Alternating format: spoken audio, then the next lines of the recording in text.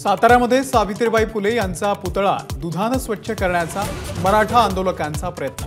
भुजबळांनी पुतळ्याला अभिवादन केल्याने मराठा आंदोलक आक्रमक, आंदोलक ताब्यात।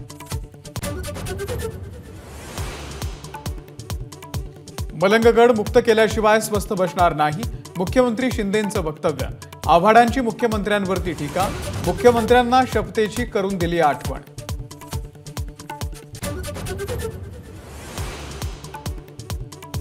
अंगणवाडी कर्मचाऱ्यांचं आज मुंबईमधल्या आझाद मैदानामध्ये ठिय्या आंदोलन। उद्धव ठाकरे मोर्चामध्ये सहभागी होणार।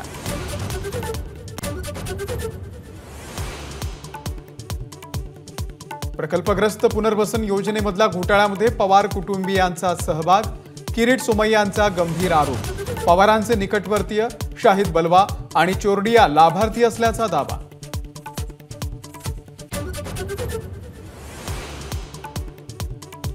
माजी मंत्री नवाब मलिक यांना हायकोर्टाचा तातडीचा दिलासा देण्यास नकार। जामीन वाढवून घेण्यासाठी सुप्रीम कोर्टामध्ये जाण्याचे हायकोर्टाचे आदेश।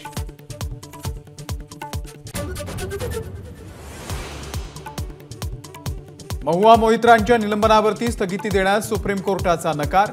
अर्थसंकल्पीय अधिवेशनाला मुकणार महुआ मोहित्रा।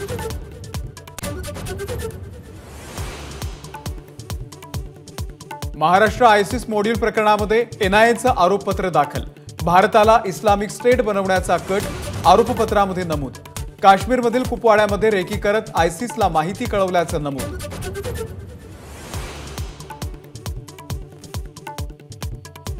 हिंडनबर्ग प्रकरणामध्ये अदानी समूहाला सुप्रीम कोर्टाची क्लीन चिट। एसआयटीकडे तपास देण्याची आवश्यकता नाही, सुप्रीम कोर्टाचा निर्वाळा।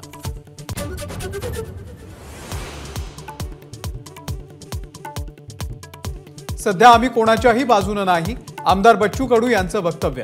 तर बच्चू कडू महायुतीमध्येच असल्याचा बावनकुळे आणि भुसेंचा दावा।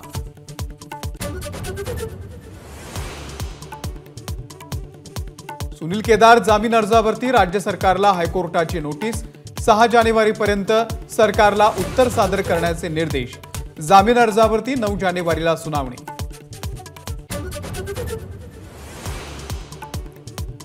आजपासून शिर्डीमध्ये राष्ट्रवादीचं 2 दिवसीय शिबिर। राष्ट्रवादी काँग्रेस, शरद पवार गटाचे नेते आणि पदाधिकारी यांची उपस्थिती। रोहित पवारांची दांडी।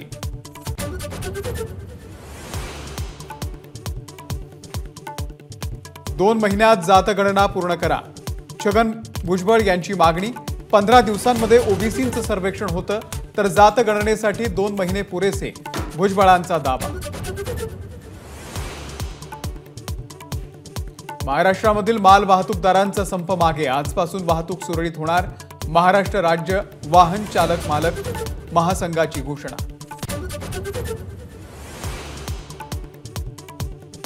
नागपूरमधील 90% पेट्रोल पंप कोरडे ठार। विदर्भ पेट्रोल डीलर्स असोसिएशनची माहिती। तर नाशिकमध्येही 400 पेट्रोल पंपांवर पेट्रोलचा तुटवडा। संपाचा परिणाम बाजार समितीवर। 2 दिवसांच्या संपामुळे पुण्यात भाज्यांची आवक घटली। भाव वाढले, तर सोलापूरमध्ये आज कांद्याचे लिलाव बंद।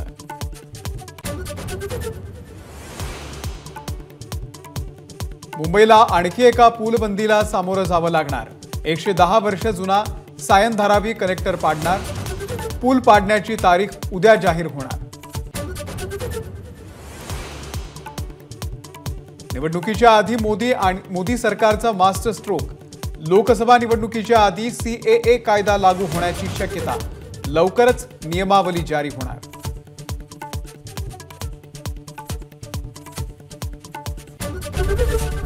एबीपी माझा, उघडा डोळे बघा नीट।